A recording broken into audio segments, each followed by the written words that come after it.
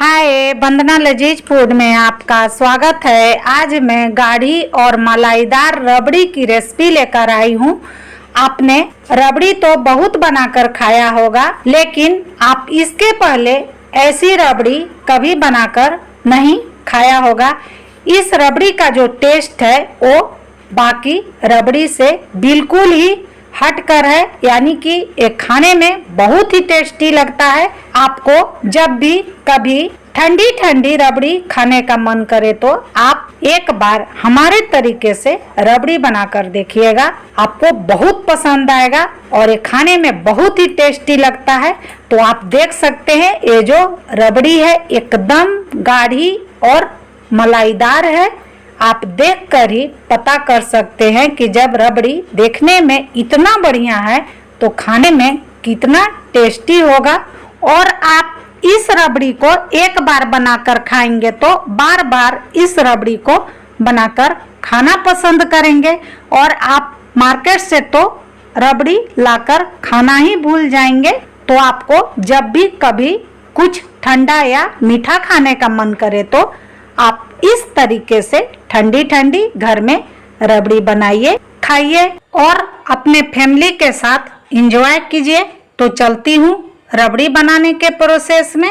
रबड़ी बनाने के लिए मैं यहाँ पर 1 लीटर दूध ले ली हूँ। दूध को गर्म होने के लिए मैं गैस पे चढ़ा देती हूँ। गैस ऑन कर ली हूँ और फ्लेम को मीडियम रखी हूँ। मीडियम फ्लेम में ही मैं दूध को उबलने के लिए चढ़ा दी हूँ। तो जब तक दूध गर्म होता है तब तक इधर मैं रबड़ी के लिए ब्रेड काट कर तैयार कर लेती हूँ। तो मैं यहाँ पर 5 ब्रेड का स्लाइस ले ली हूँ।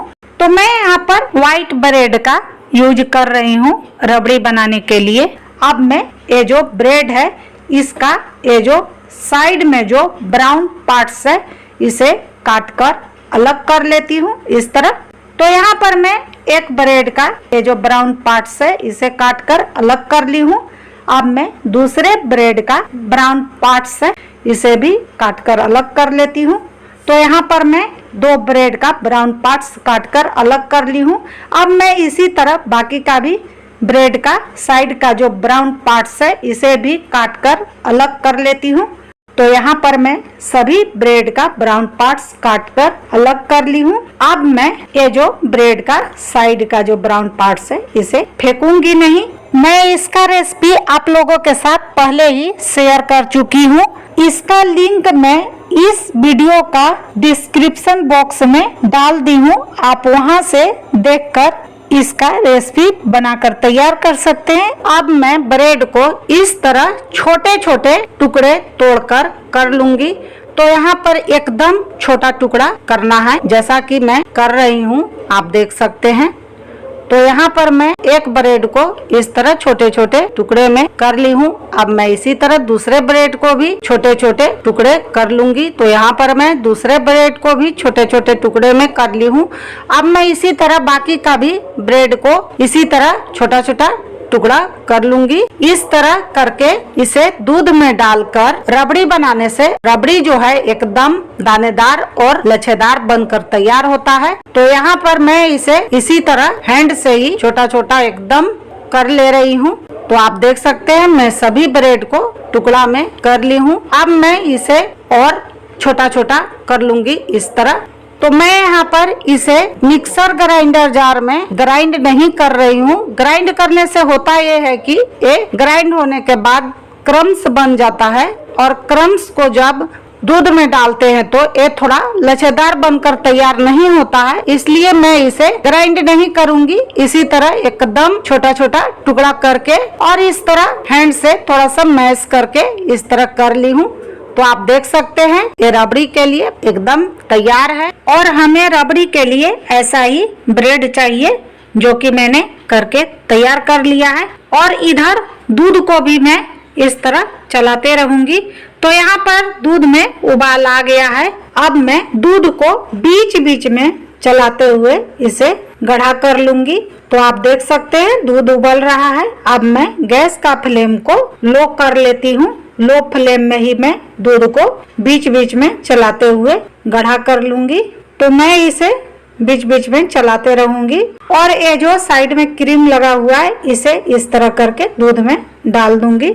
इस तरह छोड़ने से ये साइड में जल जाता है, इसलिए इसे इस तरह करके डाल देना है ताकि ये जो क्रीम है वो जलने के बाद वेस्ट ना हो। दूध को चलाते रहने से होता ये है कि दूध जो है नीचे पैन में चिपकता नहीं है, और अगर इसे चलाया नहीं गया बीच बीच में तो दूध जो है वो पैन में चिपक जाता है और चिपकने के बाद जलने का डर रहता है, और अगर जल गया तो हमारा रबड़ी में जले हुए का स्मेल आने लगेगा। इसलिए इसे बीच बीच में चलाते रहना है। अब मैं इसमें ये जो ब्रेड को मैं इस तरह करके रखी हूँ इसमें डाल लेती हूँ।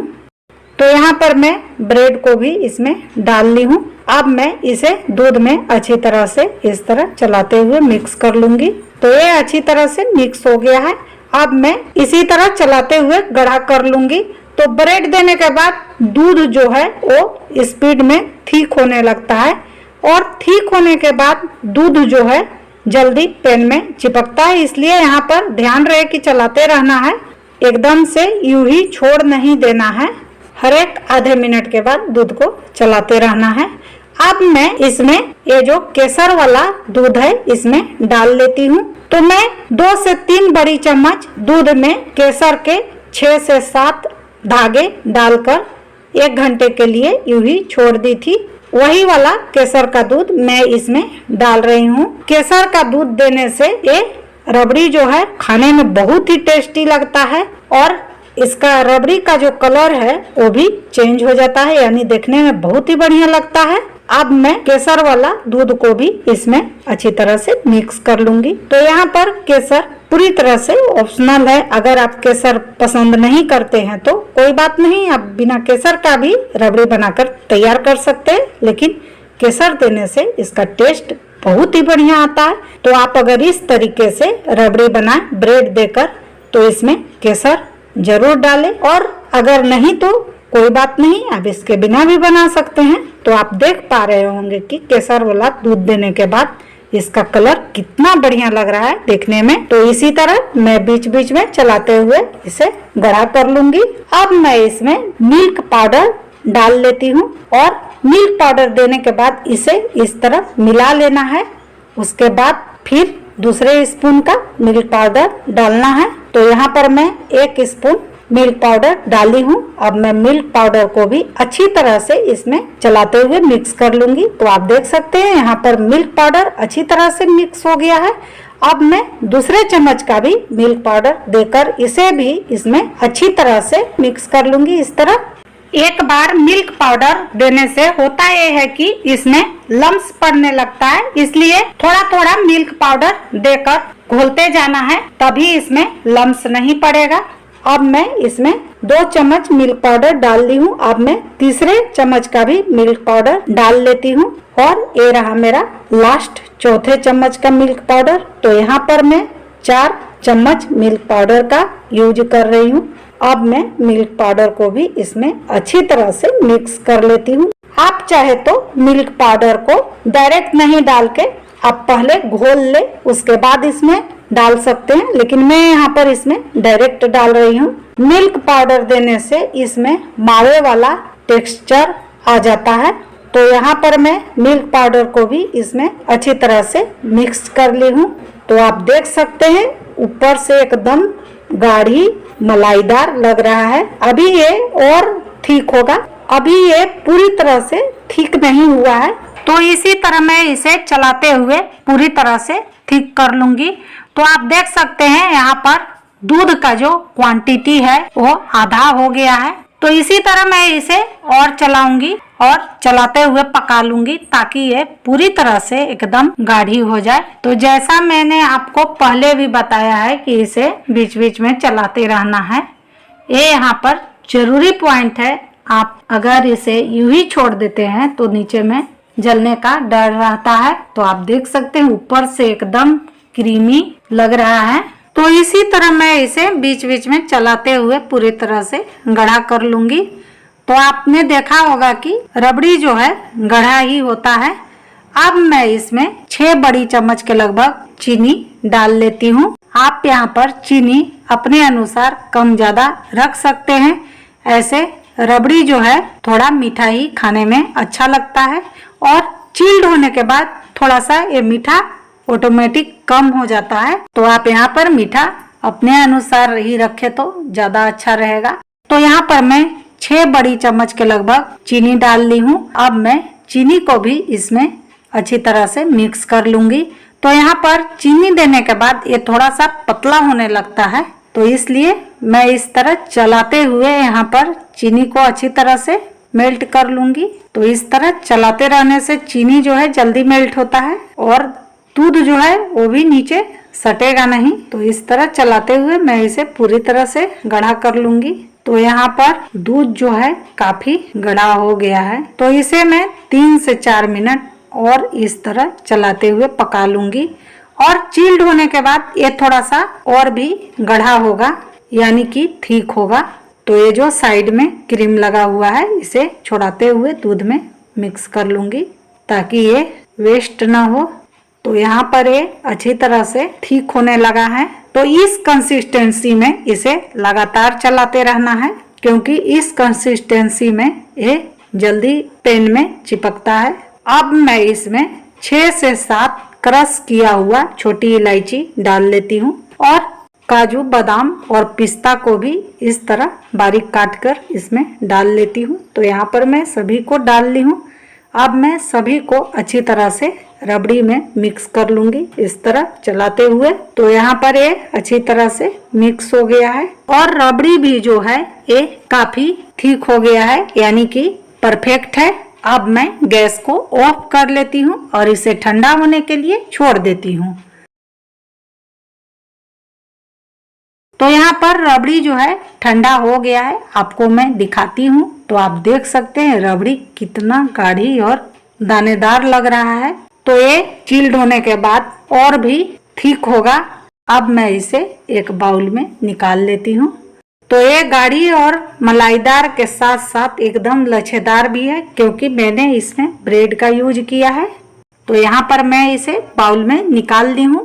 अब मैं इसे मिट्टी का बर्तन में भी निकालूंगी। मिट्टी का बर्तन में निकालने से होता ये है कि मिट्टी का बर्तन का जो भी सुंधी खुशबू होता है ये रबड़ी में आ जाता है और ये खाने में काफी टेस्टी लगता है। तो आप मिट्टी का बर्तन अगर पसंद करते हैं तो मिट्टी का बर्तन में इसे जरूर सर्व करें, और अगर नहीं तो कोई बात नहीं, आप बाउल में भी सर्व कर सकते हैं। तो यहाँ पर मैं एक मिट्टी का बर्तन में इसे निकाल ली हूँ। अब मैं दूसरे मिट्टी का भी बर्तन में इसे निकाल लेती हूँ।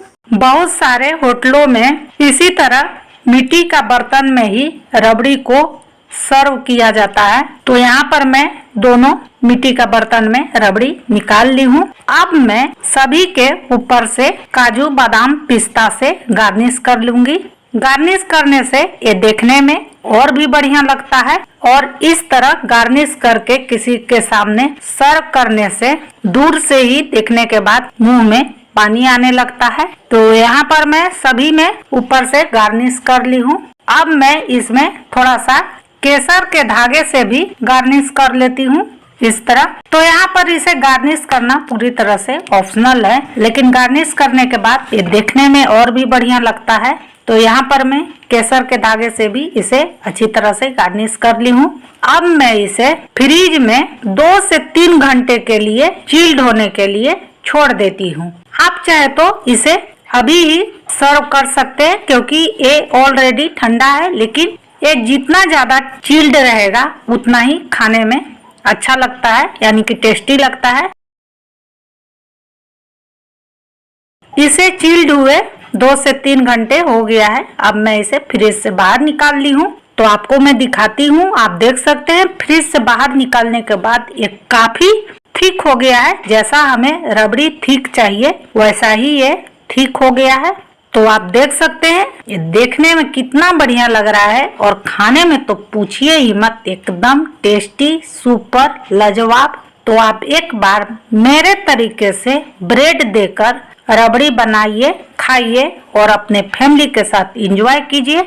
तो अगर मेरा रेसिपी पसंद आए तो मेरे वीडियो को लाइक और शेयर करना ना भूलें, और मेरे चैनल को जरूर सब्सक्राइब करें तब तक के लिए नमस्कार। मिलती हूँ अगली वीडियो के साथ। जय हिंद, जय भारत।